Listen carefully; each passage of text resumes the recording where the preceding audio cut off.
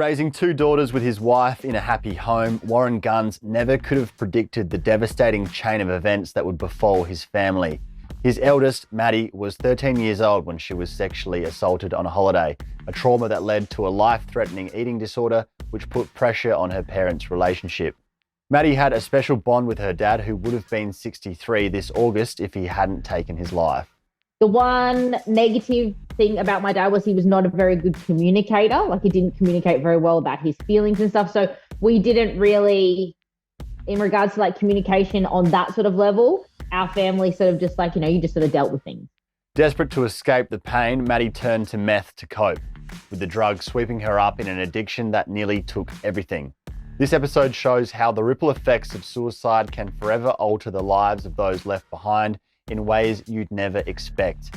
In the face of soul-crushing hardship, Maddie's become a great mum, business owner, marathon runner, and a shining example that it's never too late to turn your life around. In May 2025, she's running 21 half marathons in 21 days to mark the 10-year anniversary of her dad's passing. Partnering with the Outback Mind Foundation, Maddie's Steps for Strength campaign aims to raise $210K to fund community mental health initiatives and a documentary. You'll find the link to donate in the show notes, and this is Maddie Mortimer's story. Welcome to Youngblood, the volunteer video podcast dedicated to young men's mental health. I'm your host, Cal McPherson, and this is a platform for young men and their loved ones to share lived experience stories and show that no matter what you're going through, you're not alone. Suicide is the #1 killer of young people, and changing that starts with speaking up. So let's do it. This show touches on some tough topics that may provoke strong emotions. If you find anything in this chat distressing, please do whatever you need to do to look after yourself. This episode is sponsored by Ski for Life, an Aussie charity that does a phenomenal job raising money and awareness to support mental health and suicide prevention in the community. Go to skiforlife.com.au to find out more. Maddie, tell us about your upbringing. My upbringing. I had a very, I don't know. Well, it depends what part of my upbringing we're talking about. I had Just a very in general, normal how would you upbringing. explain it? Wonderful. I had a wonderful upbringing. So I came from a family of 4. So my mum, my dad, I have a younger sister and myself. We went to private school. We lived in Brisbane. We went to, we did nippers and stuff on the weekends. We were down the Gold Coast a lot. We played a lot of sport. We had a very good upbringing. We were well off, but not, it was a great upbringing. I can't say anything bad about it at all, actually. And how were your parents with you and your sister growing up? Amazing. Mum and dad were always incredible. They were your typical perfect mum and dad that did everything for us. We got every opportunity that we wanted to have. Yeah, it was great. And what qualities did you admire most in your dad? My dad was very hardworking, had a very good, very, very good work ethic. He ran his own business. He was very headstrong considering the outcome. He was a very headstrong person. When we were younger, he was very athletic. He was very caring. He was a great dad. He was headstrong. Do you mean resilient or stubborn or both? Probably both. And is that a quality that you've carried on yourself? I would say so, yeah. I would definitely consider myself very resilient with everything that I've sort of been through and overcome. And I would definitely say my husband say I'm very headstrong. Definitely. What's been your family's attitude towards mental health and being open, going back to when you were young? When I was young, look, I think typically back then, I'm talking a long time ago now, you didn't really talk about that stuff very often. You know what I mean? My dad, the one negative thing about my dad was he was not a very good communicator. He didn't communicate very well about his feelings and stuff. So we didn't really, in regards to communication on that sort of level, our family sort of just you just sort of dealt with things, But mental health was always an important part, but it was not really something that we discussed. But I don't think anyone really did back then. Would you girls talk about when you were going through something, leading up to when you were 13? Was it normal to talk about being upset at school or anything like that? Or was it very much stiff upper lip, you'll be right, whatever, nothing to worry about? No, I think we did talk about stuff. It was not very, it wasn't a stiff, it wasn't like a stiff upper lip sort of thing. It was just like my mum is very headstrong as well. So I guess we kind of always just, we never really had things that we had to like deal with that was outside of the box before I turned 13. Yeah. And I suppose in terms of the external, life was really idyllic, it sounds like, for all of you, where everything was going pretty smoothly and was sort of the dream family life until things beyond your control struck. You were sexually assaulted at 13. How did your dad react when he found out about that? It happened on a family holiday that my dad wasn't on. And it took, I think, about 3 or 4 months for me to even tell anyone. I actually told my youngest sister on the holiday that it had happened and swore her to secrecy. And it ended up coming about 3 or 4 months later because I became quite unwell and I ended up having to see a psychologist, and I just kind of blurted it out to her one day. And then obviously they then told my mum, and then my mum, we went home and told my dad. And I remember my dad's reaction. I remember him saying that he was going to book an airplane ticket there and then, because we did know the person, and he was getting on a flight. He didn't in the end, obviously, but I think just soul crushed.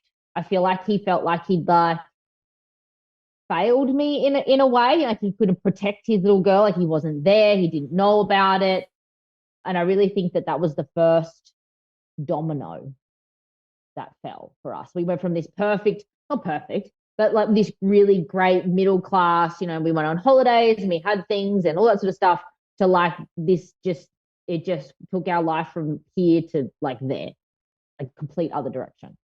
I think every father could imagine how they might feel in that sort of scenario, in terms of wanting to get on a plane and go and take that person out for causing that harm to their little girl. I think that would resonate with any man who loves his daughter.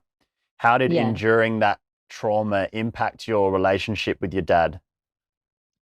So it had a really, really, really heavy impact on mine and my dad's relationship, not because there was any resentment there, but because I became really unwell and I ended up with an eating disorder as a way of coping with that. What ended up happening was, because pretty much from like 13 then to 17, I spent in hospital because I just declined my whole mental health. My dad was very much like me, very headstrong. And we butted heads. Well, it wasn't hard to explain. Me and dad didn't butt heads. Dad and my eating disorder butted heads. So during the time that I was in hospital, I pushed my dad away very much. He was too much like me. He got in the way of what my head was trying to do, and I pushed him away, and I dragged my mum in more.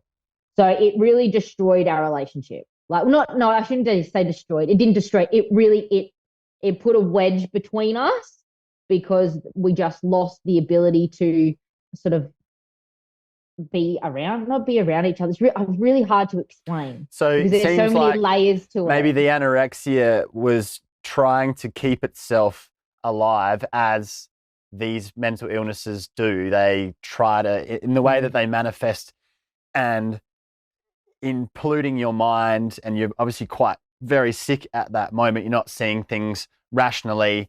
You're not making logical decisions, and what you're at the whims of and in the grip of, which might have been a voice in your head or certainly dictated your actions, wanted to keep itself going. And your dad obviously wanted that to stop more than anything. So he wasn't going to go along with the lies that you were telling yourself to proliferate this illness. How is it that you can explain this better than I can?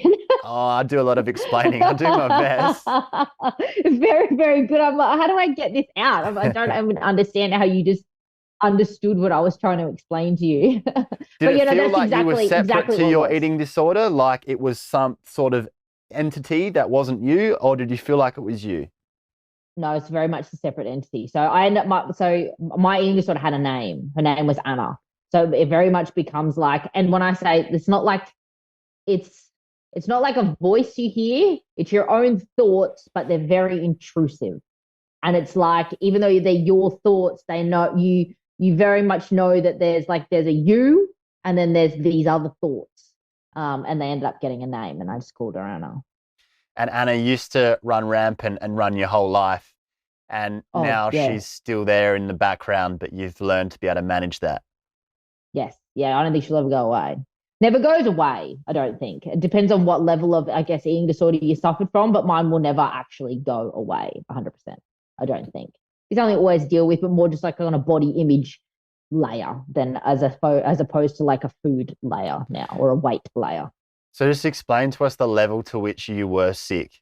So I spent from the ages of 13 to 17 in a child psychiatric ward. I spent more time in than out. I would only really come out for like a week or two at a time before I would end up very, very unwell again. At my very lowest, when I turned 17, they had the decision to either send me to an adult psychiatric ward or take me home. And my parents said, we'll take her home and see what happens, in hope that I would get better. And after that discharge from hospital, I dropped down to 28 kilos. So I went to my grade 12 formal at 28 kilos, and then was able to turn it around over time.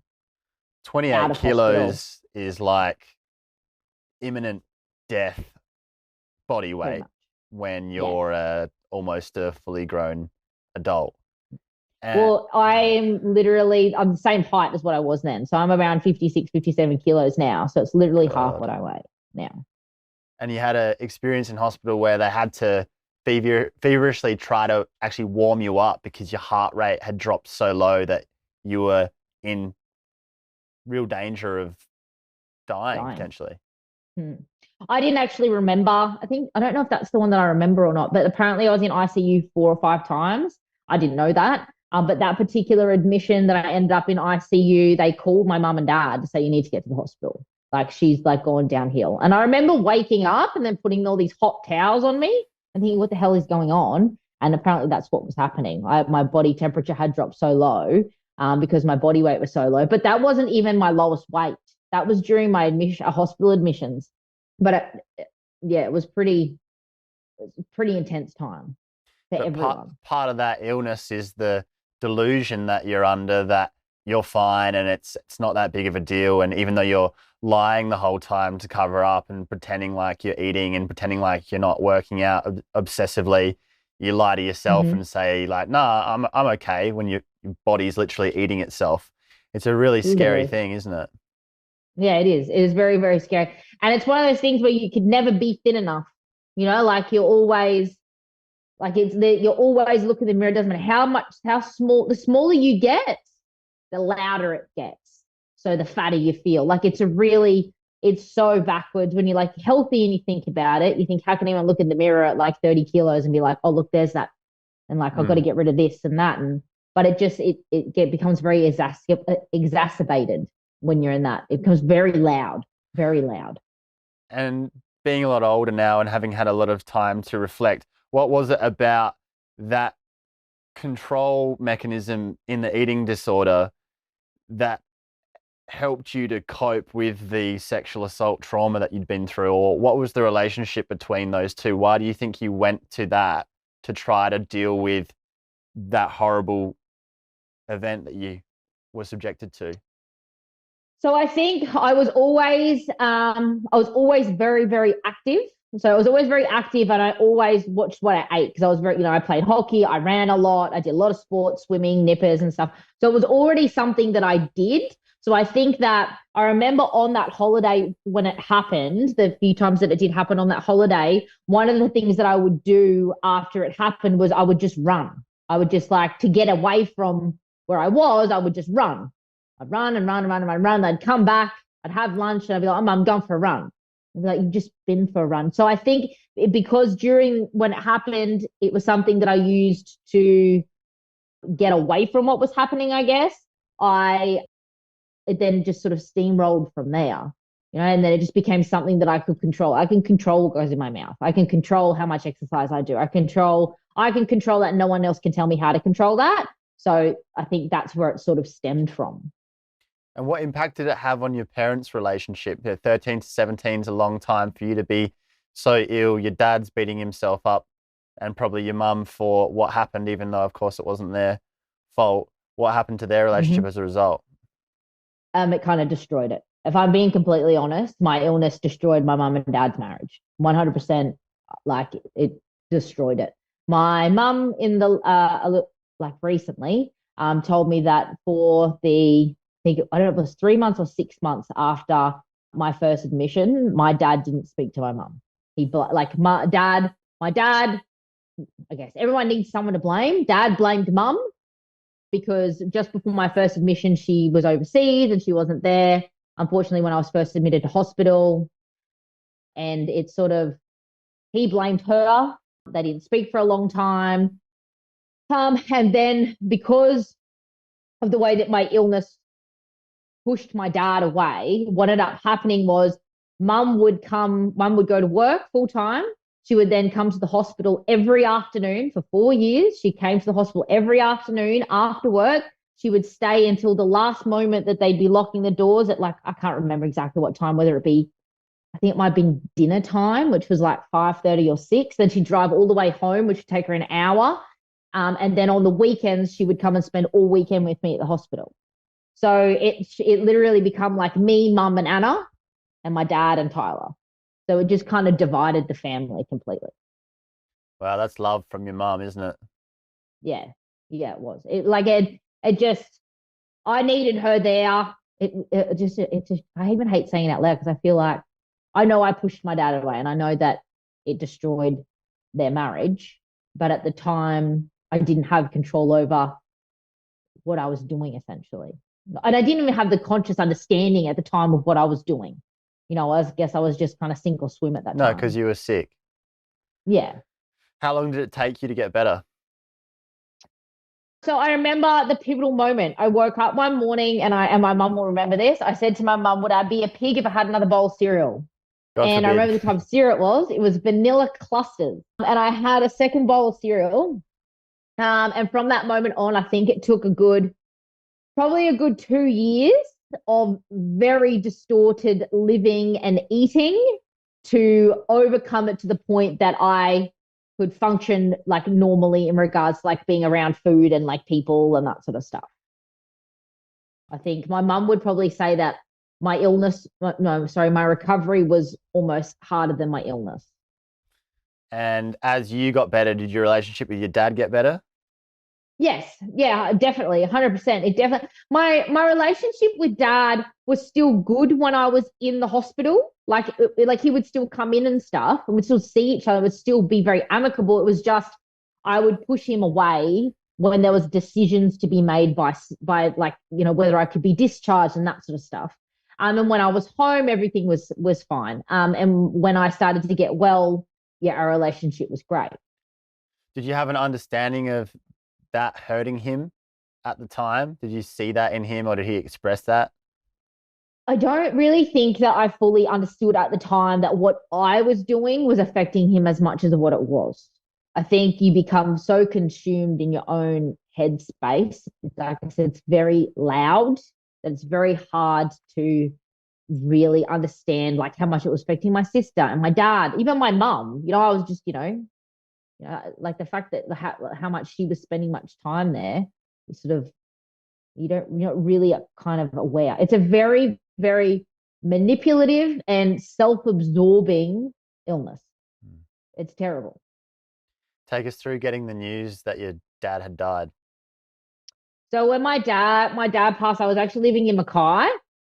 Um, and I remember the phone ringing, and my husband was I don't know if he was in the bath or the shower. And I remember my phone ringing and I remember seeing that it was my mum calling, but I had a funny feeling. And I remember Wes yelling out from the bathroom, don't answer the phone. And I was like, well, why wouldn't I answer the phone?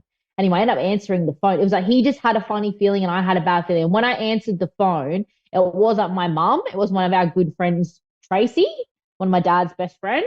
And as soon as I heard her voice on the end of the phone, like I knew that I knew what had happened. She didn't have to tell me. I think it was like I knew before I answered the phone what I was going to be told. Something was wrong with my dad. Whether I knew that he'd passed or whether I thought he was injured, I knew something was wrong with dad before I answered the phone.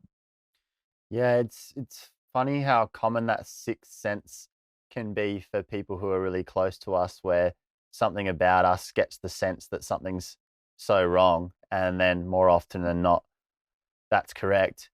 Tell us about absorbing that news and going into shock and what that was like to hear that and try to make sense of it. When I got the news, we actually had like friends over too. We had quite a few people at our house at the time. And I remember getting the news and I don't think I really knew what to think. Like I just like fell to the floor. Like you just sort of don't think, you always think like you're going to wake up. Like that's like, how is that possible? Like I was just talking to him. I don't know. It's really hard to remember how I felt that night, because like we had a house not full of people, but we had people there, and then it was sort of like on and off phone calls to mum and my sister, and sort of going like, is this really happening? Like, is this really happening? What's going on? Why is this happening? Is he really gone? Like, It's a very confusing moment. Yeah, well, when I lost my friend, I remember feeling detached from reality. Yeah, that's probably a good way to explain it. Yeah, you just don't feel like he's going to wake up. It's like there's a big missing piece of information and you can't rationalize it. And it's like you keep trying to understand what's happened, but it's impossible to do so. And you're also filled with the rush of being in shock and all the adrenaline of it. And it's like you're frozen. Yes, that's probably exactly how it felt. Yes. You're just sort of not sure what to do with yourself, really. What signs had he shown that he was struggling leading up to that? Had he confided in you? No. So like I said, the one downfall to my dad was that he was never very good at talking about how he felt. And I don't know if that's just because there were so many like things that sort of happened, like with my illness and stuff, he sort of was a little bit reclusive in the communicating those feelings and emotions to us. I believe that he had a best friend, Tracy, who I think he confided a lot in this regard. But there was never really, there was really no warning signs. Like I knew he was struggling. My mum and dad, about a week or two before this happened, before he took his life, my mum and dad actually separated. And my mum had moved out in hope that he was struggling. He was drinking, but dad always drank beer and stuff, but it was kind of, he was drinking a little bit more at night time, and kind of he was drinking more regularly, not an alcoholic, but just like she could tell that he was becoming very detached. And so I think in hope, she sort of moved out to a friend's house in hope that he would, sort of come to. And I think the first probably warning sign when I think back is like it was like when she moved out, she was hoping that he'd be like, no, don't go. And he was like, he helped her pack her bags and then like escorted her out basically, which was very not what was expected to happen. And I think on the computer after his passing, it was found that there'd been a lot of Google searches on how to do what he did. So there was a lot of pre-planning. And I think that maybe knowing that my mum was going to be okay, and that was like his final moment where he was like, well, I know she's not going to be here. And yeah, I think that. So your mum was hoping that her leaving would snap him out of it, but he'd already decided that he wanted to go. I think so. I think it was something that he'd sort of planned and was just trying to work out the last little pieces. I think he was too far gone, but there was not really any like warning signs as such. I got a funny text message. I can't remember exactly what it said now, but I do remember getting a funny text message from him the night before, but just sort of thinking that was a bit strange, that like for him to say that, but I didn't think like this was going to happen. I don't know. It's like there was no huge warning signs, like you look back and in hindsight, you're like, oh, okay, red flag. Yeah. But at the time, no. Yeah, you don't know how to look for it until it happens, and then you can see it everywhere. And that's it's hard right. with people who hold their cards close to their chest because, if they're being quiet and reclusive, you think, oh, well, they're always like that. versus if they're someone Yeah. who's normally charismatic and out there and then they're not, it's much more obvious. Yes, exactly. Mm. Exactly. And dad was never, yeah, like a huge out there kind of person. So for him to sort of be a little bit quiet was not, yeah, like abnormal, I guess. Mm. So what's your Yeah. interpretation of what led to his death?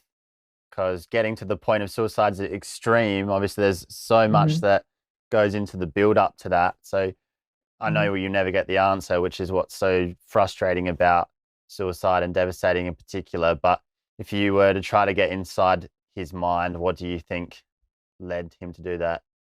I think he felt that he failed. I ultimately think that in at the core of it, I think that he felt that he failed me, that he felt that he failed our family, and that he got to a point where he didn't know how to get back to where they were. So it wasn't just my illness. They had some devastating, someone took advantage of my mum and dad during a time right at the end of my illness. And they made a business decision that financially really not destroyed our family, but really sent our family financially backwards, a fair way from how far my dad had built us up to. They didn't lose everything by any means, but they lost quite a fair bit due to this decision, a business decision that they'd made with someone that was supposed to be a friend. And I think that what happened to me and then my illness and then that financial decision, I think he felt that landed on him. And I think ultimately it was just this, like, he felt he failed, like everything that, yeah, that he was supposed to be able to do didn't happen, and none of us felt like that, obviously. He never failed me. And he blamed himself for all of it. I think so. Like, I mean, look, and I'm trying to get into his head to understand, Yeah. but I think if I look back and I look at the things that happened, and I can see the pivotal moments and the milestones and the things that probably led to it. I honestly think if you would have really nut that down, it would be a feeling of failure, and like, I don't know how to get back to where I was. I don't know how to get back to the happy place Yeah, you had everything anymore. together and somehow, by no fault of his own, lost it and then felt Yes. as though there was no way he was going to be able to rebuild that, it seems Yeah. like, which is Yeah. just so sad and unjust because, by all accounts, he was a wonderful man with great high standards for himself and the family and did everything he could to create the life that he did and then had that taken away by virtue of stuff beyond his control, and it all starting with something horrendous that happened to you, which was committed by someone else. And that Exactly. the flow on effects of that have ended in his taking his own life and that family unit that you did have becoming something else entirely, just being traced back to that crime. Yeah. Exactly. Exactly. It all started there, I Mm. honestly think. Did you attempt to process it at all, or did that feel impossible? Look, I did a very good job of ignoring it for 2 years, with drugs, and did not want to deal with it at all, on any level. But after that 2 years, I've spent a lot of time like coming to terms with it, talking to people, talking to, like, we've seen a psychologist and a counselor and that sort of stuff, to sort of unpack not what happened, but how I felt, I guess. But no, for a good long while after, 12 months, like when my dad passed, in the 12 months before, we lost two other good mates to suicide, and my husband's cousin to a car accident. So we lost a lot of people in a short period of time. And dad was just that thing that was like, enough's enough. I don't want to deal with this anymore. I just wanted to bury ourselves for a little while. What did meth offer you that made you want to use it? An out, an escape. It was, I guess, well, a high, of course, but it just took, like, you didn't, when you don't think about anything else. Like, there's nothing else that you're worried about when you're high. Being realistic, and it starts out fun. starts out fun until it becomes a way of coping with something like it did. And then it just becomes your everything because it becomes your way of coping. It becomes the new anorexia, realistically. It becomes, the thing that you need all the time to be able to not think about the thing that you don't want to be not ready to deal with. And how conscious were you at the time of the reason why you were doing it? I don't think I was overly conscious of why I was doing it at the time. I think that really came after, like once we got well, once we got clean, and you sort of start to unpack and process like the decisions that you've made, you've got to deal with all those decisions, that you really start to think about like, at what point did this get so out of control and why? Like, at what point did this just go from a weekend thing or every now and again thing like people do to this every single day you are chasing it thing? And it really came down to, I think, not wanting to deal with the grief. What was the timeline between getting on it recreationally and full-blown addiction? I reckon so before Dad passed, there'll be some recreational. I think like everyone does, really. I don't know, do they? Recreational sort of stuff. And then after Dad passed, it then sort of became like a Thursday to Sunday thing. And then it became a Thursday to Monday thing. And then it sort of just slowly, and then, next minute you haven't got a job. And then the next minute, it just slowly starts to eat away your life. And I think the biggest problem for us was because my dad had passed, we got a cash injection. So we were able to fund ourselves for a significant amount of time, unfortunately, with that money to just continue to bury all of the feelings of, I guess, sadness for a couple of years. And were you and your husband talking about what you were doing? Did you have moments of clarity where you were wanting to do something different in particularly that first year of those 2 years? Or did you just both want to bury all the pain and you were addicts by that point, so you were just thinking about where you're going to get drugs next? I think that just becomes a slow downward spiral, just because it's like it just becomes this slow downward spiral until you get to the point where all of a sudden you've got nowhere else to go but to fix the problem. You get like, we sort of hit a crossroads. Like, we'd lost essentially everything apart from our car and our 4 dogs. And we sort of hit a crossroads where it was like, okay, we sort of it was kind of like the eating disorder with the extra bowl of cereal. Like you just sort of hit a moment where you're like, okay, enough's enough. But for me and my husband, we were like, we didn't need like rehab or anything like that. For the level of addiction that we had, most people probably would have needed rehabilitation or some sort of rehab clinic. We sort of both, I guess, are headstrong in the sense that we were able to just go, okay, no, enough's enough. All right, head out to Gundawindi and just get a life on track. Get away from everything, go out there, get your life on track, move on. And it sort of just turned. Not many people come back from shooting up ice every day, though. I'll tell you that. I think you know that. Why? Yes, I do. Why have you made it back from that? I think, like I said, there's a couple of reasons. I think one, we have a exceptionally good support network between my family and my husband's family. So we had somewhere to go essentially. Like once we hit rock bottom, we had somewhere to go. We had somewhere to be that we could get our life back on track. And then a few months after being completely clean, I just want to really accentuate that from drugs, we miraculously fell pregnant with our son. And from that moment, like there's just, you don't look back from that. Like then it became like, this was the thing, was this like that gift from Dad that was like, get your shit together now and continue to be better from this point, So I think, and we were standing, I remember like the very moment that it really changed, we were at my mum's house and we wanted to sleep there the night. And she just said, no, you're not coming inside anymore. I've had enough. Your only option is to go out to Gundy and get your life on track. She gave us $300, put fuel in the car, drove out here, and then it sort of all started to come back together. I mean, it wasn't easy by any means, but things one day at a time improved from that moment. Did your Relapse? No, no, never have relapsed. So we were actually like when we got back out here to Gundy, we did get clean. We moved straight in with my husband's parents, got clean within a few months, and like we were both back working, fell pregnant, and then we didn't look back at all. Wow. What was that like getting Mm. clean? Shit.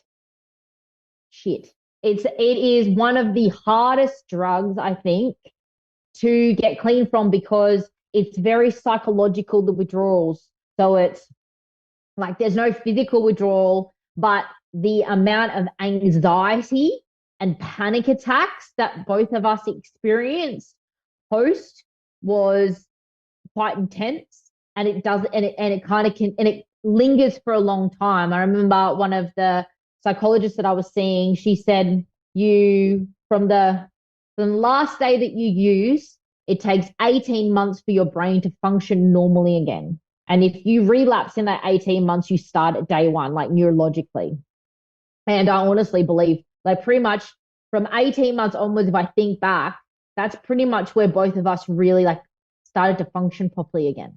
We've rebuilt our lives from that point to, everything that we've said that we wanted to do, we've achieved now, like financially, everything. It's amazing how resilient the human body can be if you can manage to white knuckle it like that and be the kind of person who can pull that off. But like I said, that's pretty rare, and it speaks a lot to your character. And I guess thankfully you were both on the same page and could help each other through that, and you weren't just by yourself as well.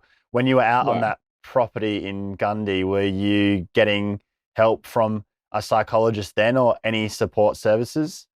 I was seeing a psychologist and my husband was seeing one, not for long though. I think our biggest thing was we have a very, very, very like tight-knit family support network out here, and then with my mum as well. So I think that's really what carried us through. Like we did have some counseling and whatnot, but I really feel like it was just that, like knowing that we had that support in that family that were very patient, very understanding, really like carried us through without poking and prodding and asking questions, and just like letting us go through some of those emotions in a safe place really helped. And we're very, very fortunate. Taking yourselves out of that environment where you weren't around drugs. Yeah, exactly. Taking yourself, and I think that's probably the key thing for us.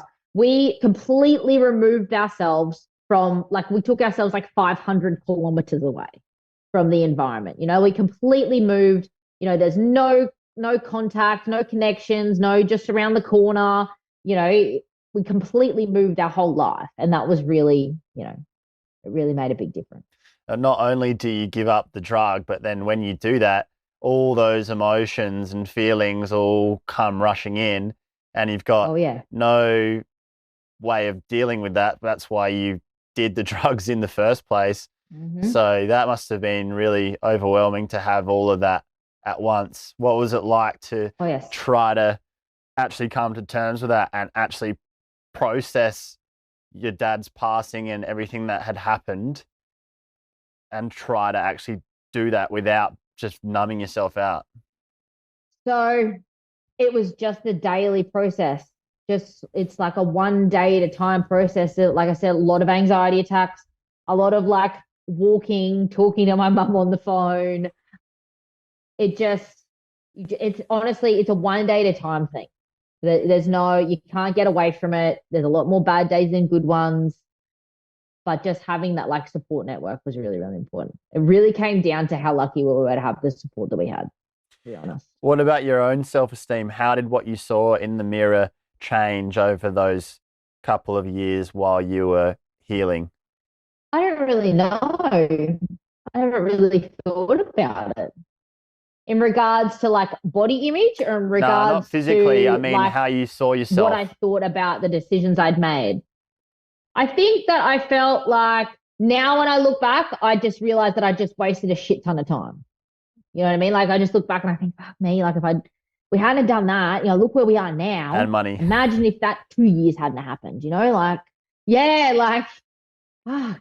But anyway, like, look, it was fun and then it wasn't fun. But you know, I don't think I don't resent anything I ever did either, because I think that between the people and the young people that I met when I had an eating disorder, and then also the people and the things and the environments and the situations that I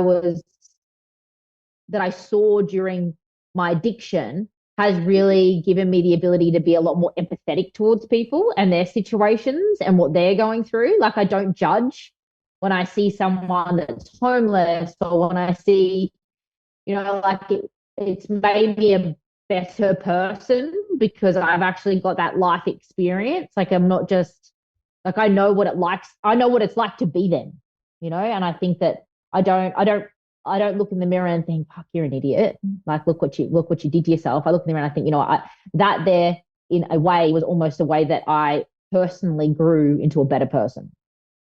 Yeah, well, you've overcome enormous obstacles and managed to do what for you can in coming back from what you've been faced with, and that's nothing to sniff at.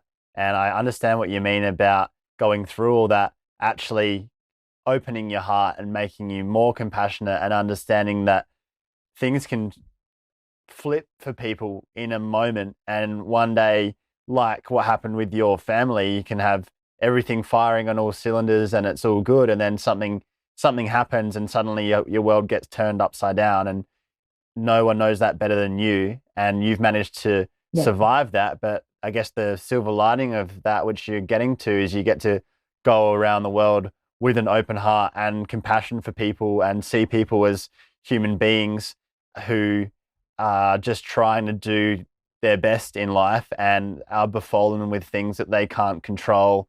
And you can actually see that and sit in the mud with people and see the good in them and not give up on them and be a force for good because people did that for you, and look at you now. Yeah. Yeah, exactly. Exactly. Makes a world difference. Absolutely.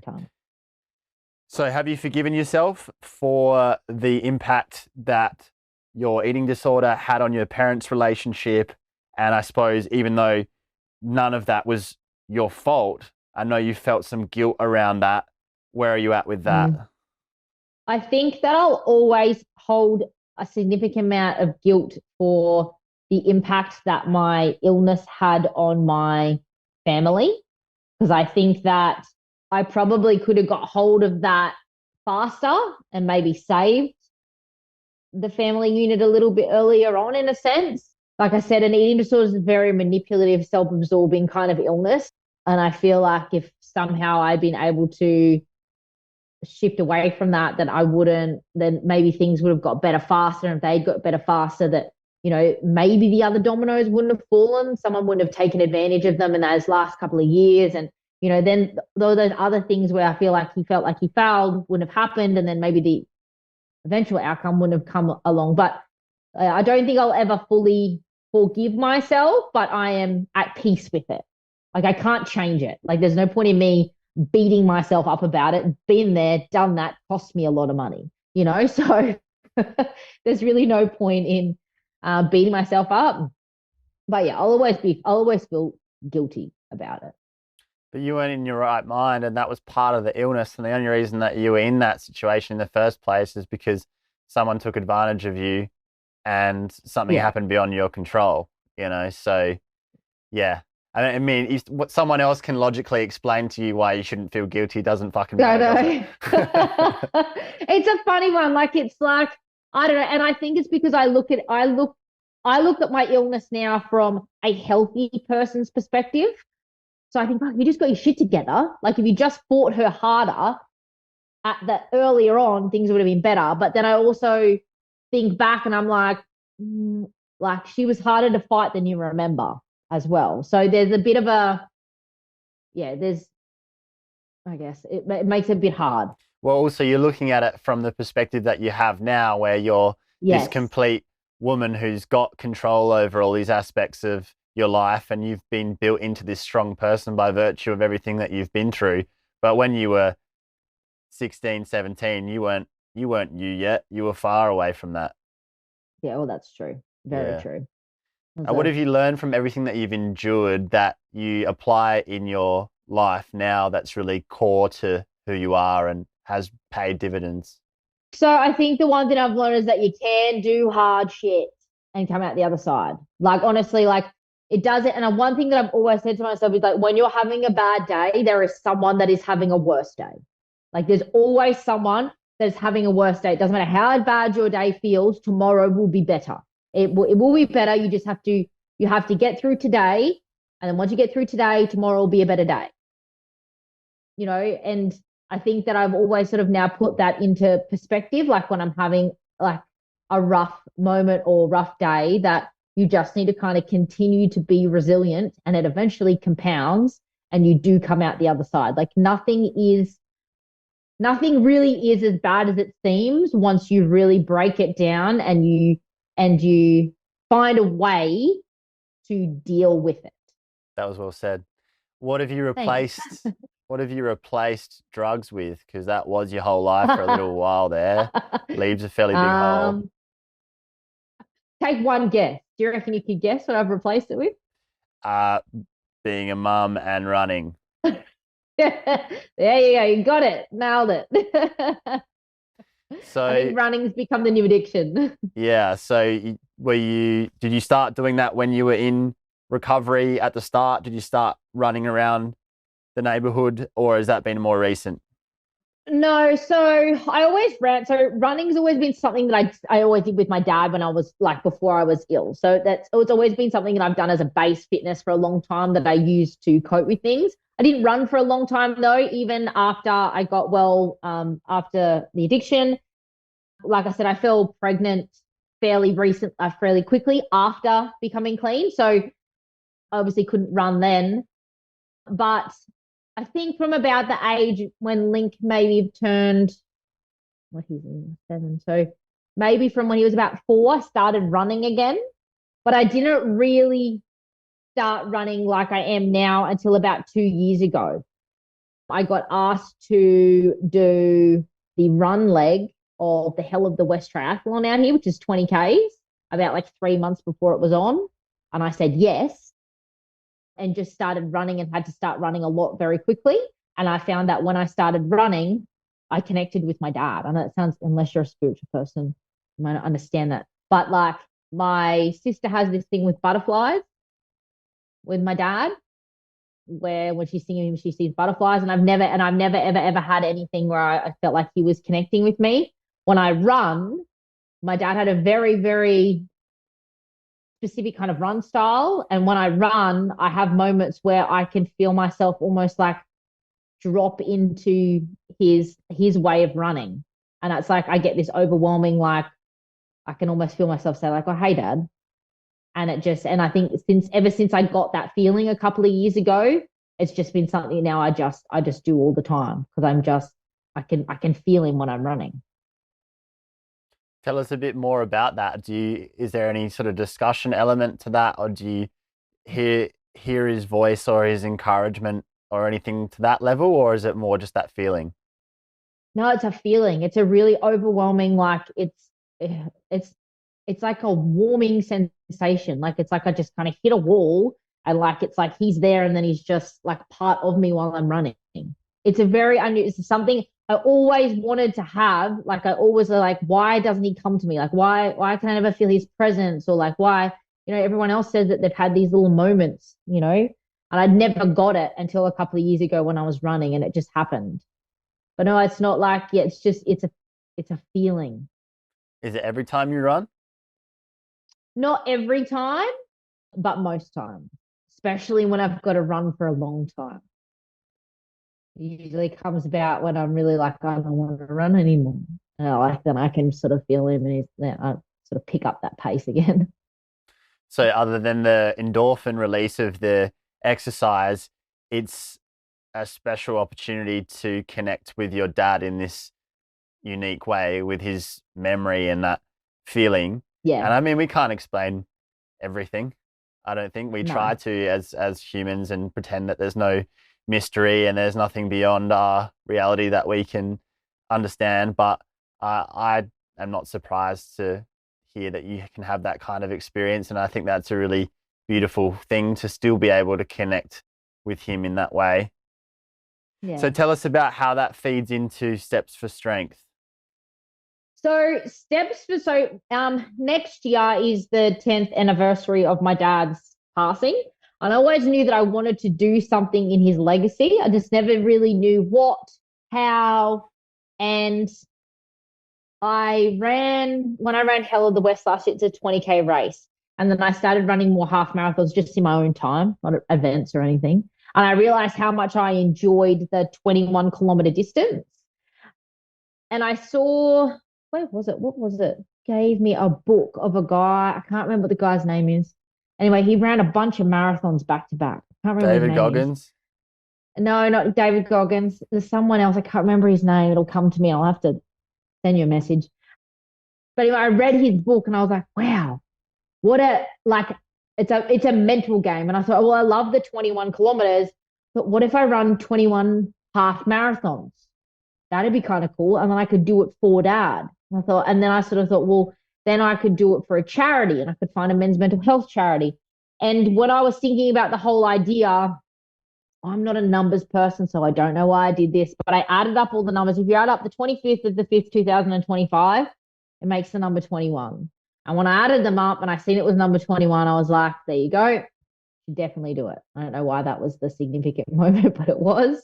And it's just slowly evolved. And it's been kind of incredible to see like the people as it's evolved, the people that I've spoken to are so on board with it and like the idea. That now it's just become this thing where next year I'm going to run 21 half marathons back to back. So that's what normal people do. And why are you doing it? What's the goal? Why? The goal is to raise $210,000. Again, just to align with the 21 number for a charity called the Outback Mind Foundation. Now, I spoke to quite a few men's mental health charities when I was thinking about doing this for a charity to give it more depth so I could get more people involved. And Aaron, the founder of the Outback Mind Foundation, is just super passionate, like more passionate on a level of he's doing this for the guides rather than it kind of being like a bit of a business essentially. And he sets up men's health circles, so like men's circles in regional and remote Australia.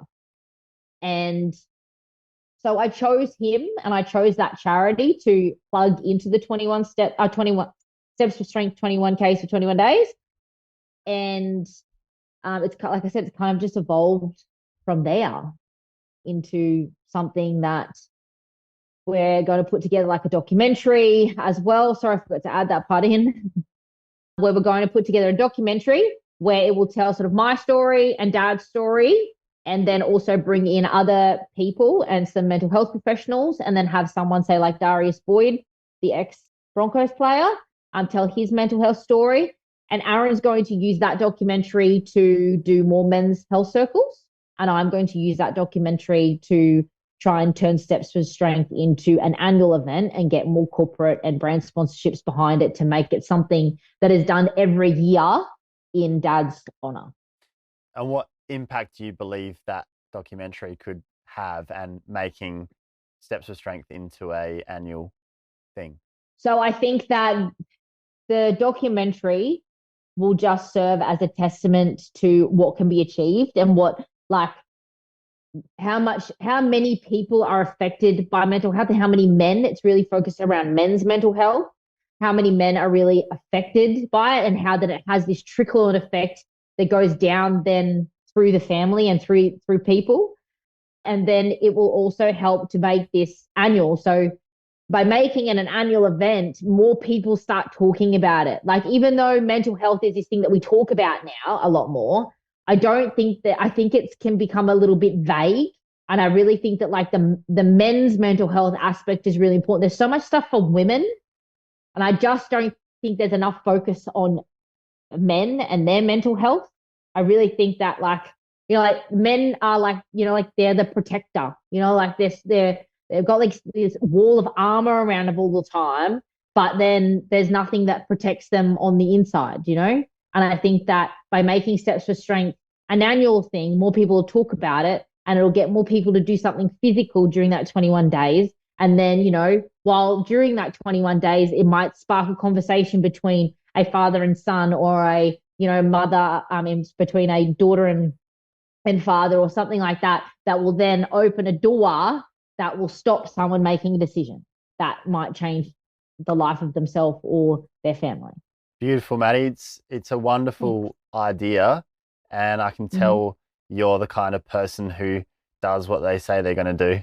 So I very much look forward to watching that documentary and seeing the impact that it has. And I think it's such a powerful tool to have out there, and to be one of the people making a contribution in a cultural shift that's taking place in reference to men's mental health, and therefore the family that surrounds them, where exactly what you said there, men typically more so than women, we do have that armor. And in the case of your dad, he was the typical example of the stoic man who has the weight of the world on his shoulders and could beat anything and make anything happen for his family, but his inability to be able to open up and share and let other people in was ultimately a large part of his downfall. And that what we try to encourage men and families to think about with this show, for men, in terms of how they see the world and the action that they take, is to say, absolutely, most of us want to be the protector and the provider and the one who can do whatever we need to do, but actually you're going to be more effective at that and more competent and more able to continue to bear that weight and be the man you want to be if, when the time comes, you're able to have the self-awareness to let others in and talk about how you're feeling, and if you might be struggling with something, actually confronting that and getting some support so that you can keep going. And it's actually about tooling yourself up, arming yourself to be as effective and as capable of coping with life as possible, to make the best life for yourself and your family. And you do that by being proactive, treating your mental health like your physical health, and not bottling up and waiting for it to just explode in your face. Because we know with all these examples time and time again that is what happens. And if you do have those feelings inside and you are going through that, you can't just put it under the rug and act like it's going to go away, because it doesn't work like that. No, it definitely doesn't. And I think that's one thing that we've really worked on in our family unit, like with everything that we've been through as a family, like me and my husband, and like even with our son. One of the biggest things that we do all the time now is, like, we always communicate. There's something that you're thinking about, we talk about it. There's something that happened at work or at school, whatever, we talk about it. What are the 3 things you're grateful for? What are your highs and lows for today? We really make sure that as a family, like, nothing festers. Everything's just like dealt with, spoken about. No one bottles anything up. And I think that's probably one of the biggest things that, after everything we've been through, that we've learned to be able to do, is communicate very well. Yeah, well, that's fantastic to hear. And I think great for families to hear that and think about how they treat things when they come up, because having that open dialogue just makes a huge difference. I'm sure it will to your son's development, and he won't end up being like your dad was in that regard, feeling like men are supposed to just bottle everything up and not talk about it. He's not going to have that as part of his makeup, which is incredible. It just shows the generational change, and your family's one example of that. If we can stack up that change across all of Australia and the world, then that's when we really start to see things change as the decades pass. So that's absolutely the way to go. So credit to you and your family. What would your dad think of the person that you are today? I think he'd be proud of the person I am today. I've come out the other side and achieved what we've achieved now. I think he would be exceptionally proud. Exceptionally proud. Like, we've really, in the last 6 years, we haven't just rebuilt. Every goal we've set, we've nailed. We've been very, very, very focused on achieving all of the little pieces. And I think he'd be very proud of it. Yeah, I agree. I think he'd be so proud. It's incredible what you guys have achieved, and you personally. How do you choose to remember your dad? I choose to remember my dad as the man with the smile, with the beer in his hands. but in a good way. And that might sound counterproductive, but he was always the one with the smile on his face. He was always like, he took very good care of himself physically, but he always knew how to be like present in the moment, if that makes sense. He was the best. Nice. That's a nice image to hold on to. I think we can't change what happens, but it's up to us who are still here to choose how we want to remember people and what we want to remember and what we want to take forward in our own lives. And he's obviously living on through you in some very positive ways, which you should be immensely proud of. So how do people get involved with Steps for Strength? Where can they find out more and donate? So you can just jump on our Instagram page, which is just Steps, the number 4 Strength. And then there's a link in the bio if you do want to donate to the cause. There's a link in the bio for our donor box. If you'd like if you're a business or a brand that wants to get involved, just send us a DM or just email us at stepsforstrength@outlook.com. Nice. And it's not just the major event mid next year. You're going to be doing runs every month in the lead up to get that funding and awareness going the whole way across. Yep. So starting in September, I'll be doing a half marathon, and then I'll be doing an ultra marathon in October, and then doing a minimum of a half marathon every single month thereafter. We've just got to plan those other couple of events, but every month gives me something to train for. So I'm just not constantly Gundy's not very big. So like if you're running around Gundy, 100 Ks a week, wear a path in the... So is everyone always waving to you as you go by? Like, oh, there's Maddie. There she goes running around Gundy as usual. And everyone's like, oh yeah, she's always running around. They can just call out to you. Right. So I had this young boy once at Coles, I was getting something off the shelf, and these 2 young boys, they would have only been maybe 13. They came up and said something, and I was like, and I didn't know they were talking to me, and they said, I can't remember what they said, they said something again. I turned around and I was like, oh no, they are talking to me. And this young boy goes, are you that girl that runs around Gundy all the time? And I was like, yeah, that's me. And he goes, are you famous?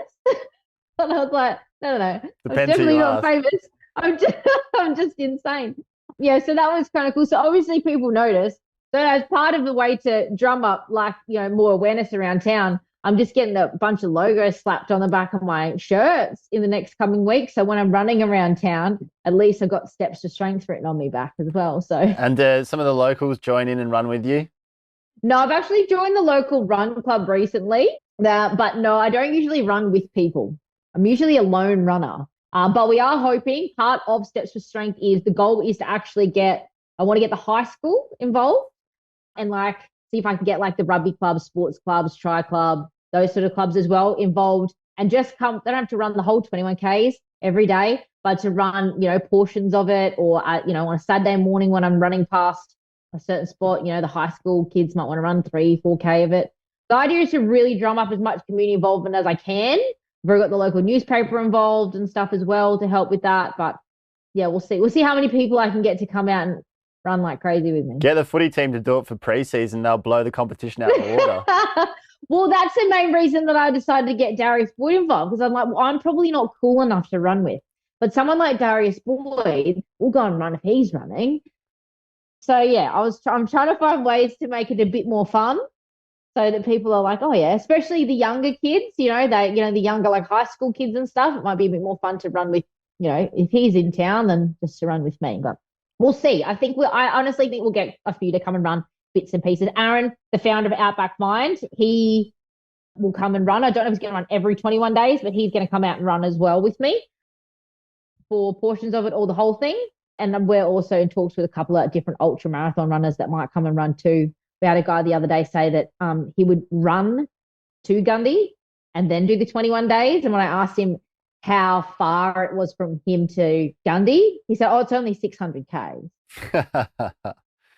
I was like, okay, sure. He's like, and then I'll do the 21 with you. I'm like, that'd be good PR. Let's do that. Yeah, the 21 sort of doesn't hit the same when you just did 600, is it? Yeah, exactly. I'm like, wow, okay, let's do it. I'm like, if you do it, that we'll get the medium something there to to run with you. I'm sure you've got a message for men to take us out on, Maddie. Your Oh, whole thing is predicated on men's mental health. It's been a massive part of your life, your dad's story. What would you say to men? that you're enough. Everything that you do is enough. I don't really know. You put me on the spot there. I've been putting you on the spot the whole episode. Don't be I surprised now. know, and I've been shitting myself the whole Oh, time. you've done very well. Um, I'm trying um, to end on a positive, basically. I know. What would I say to men? Probably just that you're enough. You don't have to be the big, like, I know it's like you're supposed to be this big, strong, stoic, hard male figure that's the protector, but sometimes it's okay to also be like show your soft side. It's also okay to not be okay sometimes, and it's okay to tell people that you're not okay and that you're the one that needs support. Like it doesn't make you less of a man to say that you need help. Perfect. Maddie, thank you. You're very welcome. That's it for this episode. If you like what we're all about, support us by following Youngblood Men's Mental Health on Instagram and Youngblood Mental Health on TikTok. Every podcast episode is recorded in professional quality video, and they're all up on our Youngblood Men's Mental Health YouTube channel. So please show some love and subscribe. You can find everything there is to know about the podcast at youngbloodmensmentalhealth.com. And most importantly, please share these stories with anyone in your life who needs to know they're not alone. We're all in this together. Catch you next time.